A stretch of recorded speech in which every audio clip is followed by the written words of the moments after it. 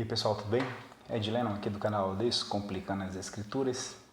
E hoje a gente vai dar sequência àquela série de 5 vídeos trazendo ali 5 ferramentas que vão nos ajudar a entender a Bíblia Sagrada. No vídeo anterior, Descomplicando as Escrituras, oração parte 1 de 5, a gente traz a oração como ferramenta para entendimento da Bíblia Sagrada, certo?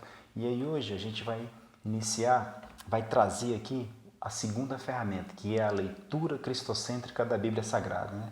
A gente precisa olhar para a Bíblia e enxergar Jesus nela, de Gênesis até Apocalipse. Então a gente vai trazer essa ferramenta como entendimento da Bíblia Sagrada, certo? E eu queria começar dizendo para vocês o seguinte: nos 66 livros da Bíblia, essa biblioteca de livros, que é isso que significa Bíblia, essa biblioteca, toda ela é construída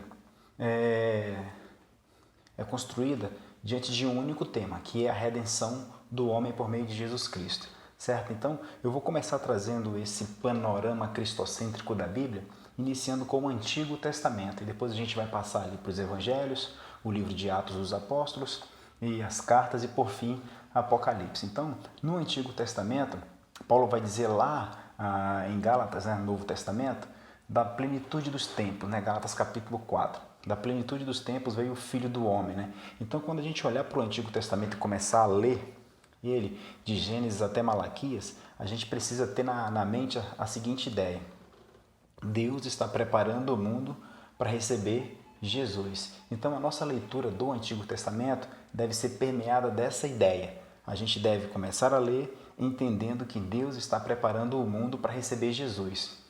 Então a ideia da leitura cristocêntrica no Antigo Testamento é essa. E por diversas vezes a gente vai enxergar Cristo, porque tem as prefigurações. O Cordeiro, por exemplo, aponta para Jesus Cristo. Quando a gente vê Abraão, que Deus pede que ele sacrifique Isaac, e ele leva Isaac para ser sacrificado, muita gente vai dizer que isso prefigura Cristo como Isaac sendo Cristo e Abraão sendo Deus levando seu filho por sacrifício. Mas na verdade, o que está sendo prefigurado é a provisão que Deus deu no cordeiro. Então Abraão não precisou sacrificar Isaac, porque Deus proveu o cordeiro. Então Deus proveu Jesus. Então o panorama cristocêntrico do Antigo Testamento é esse. A gente precisa entender, ter essa leitura de que Deus está preparando o mundo para receber Jesus, certo? Então tem aquele período depois que termina ali o Antigo Testamento, que a gente chama ali de intertestamentário, aquela parte que Deus ali fica em silêncio por 400 anos. Então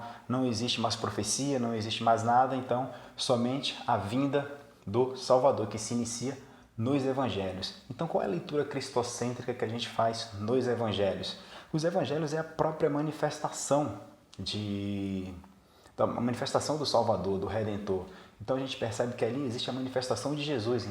Em Mateus, Marcos e Lucas vão contar a vida de Jesus, a manifestação do Salvador de forma muito parecida. João é o evangelho onde tem a manifestação de Jesus Cristo, mas ele traz uma outra ideia. Ele não quer... A ideia de João é mostrar que Jesus é o Filho de Deus. Então o panorama cristocêntrico nos evangelhos é esse. É a manifestação do Redentor. Então o Antigo Testamento, a preparação do mundo para receber Jesus. Os evangelhos é a manifestação do próprio Jesus, do Salvador. Então a gente vem para o livro de Atos. O que é o livro de Atos? Como a gente vai ter a leitura cristocêntrica do livro de Atos? Então o livro de Atos, ele traz a proclamação do Redentor, do Salvador. Então os discípulos receberam a mensagem de Jesus, Jesus ordenou que pregasse o evangelho. Então eles foram e espalhados ali pela região do Império Romano, por volta do Mediterrâneo, em volta do Mediterrâneo, e começaram a pregar. Então, o livro de Atos dos Apóstolos, a nossa leitura cristocêntrica deve ser nesse sentido, de que ali em Atos há a proclamação da mensagem do Redentor. Então, muitas igrejas começam a surgir, pequenas igrejas, e o evangelho é espalhado. Então, a nossa leitura em Atos deve ser essa. E quando a gente vai para as cartas, então a gente percebe que em Atos as igrejas começam a abrir, começam a funcionar, o evangelho começa a ser pregado, a igreja começa a crescer, mas a gente faz aquela pergunta: poxa, a igreja está crescendo, e agora? A gente tem 10 cristãos aqui, tem outros ali, mais ali, um tanto aqui, um tanto acolá, mas o que esse pessoal precisa? Agora, para continuar firme na fé, para poder caminhar segundo a vontade de Deus, então vem as cartas, os evangelhos, né? Vem as cartas explicando a obra do Redentor, a obra de Cristo. Então, a leitura cristocêntrica dentro das cartas, elas devem ser nesse sentido, explicando como os novos convertidos, como os cristãos deveriam se comportar, né? Que aí vai de Romanos até ali a João, Judas, né? A epístola de João, Judas, né? Que é o último livro ali antes de Apocalipse, se eu não estiver enganado. Então, o nosso entendimento das cartas deve ser, a leitura cristocêntrica nas cartas deve ser nesse sentido ali, é a explicação da obra de Jesus Cristo, a explicação da obra do Redentor. Né? E por fim, o livro de Apocalipse é a consumação da obra do Redentor, quando Jesus volta, a igreja é arrebatada. Então a nossa leitura cristocêntrica de Apocalipse é nesse sentido, que ali é a consumação de toda a obra. Então, fazendo um resumo rápido para o vídeo não ficar muito longo, né? Então a gente trouxe aqui o panorama cristocêntrico, né? A leitura cristocêntrica como ferramenta de entendimento da Bíblia Sagrada. A gente vê que no Antigo Testamento Deus preparando o mundo para receber Jesus, né? Os evangelhos é a manifestação de Jesus Cristo, o Salvador, o Redentor, certo? O livro de Atos é a proclamação de Jesus Cristo, são os discípulos pregando o Evangelho, depois os discípulos pregando o Evangelho, proclamando a mensagem de Jesus Cristo, que é a salvação, né? Arrependei-vos e convertei-vos, porque é chegado o reino de Deus. E as igrejas foram crescendo, e em função desse crescimento das igrejas, as cartas foram escritas para explicar como os cristãos deveriam viver após terem recebido a graça, né? E por fim, o Apocalipse, que é a consumação de tudo.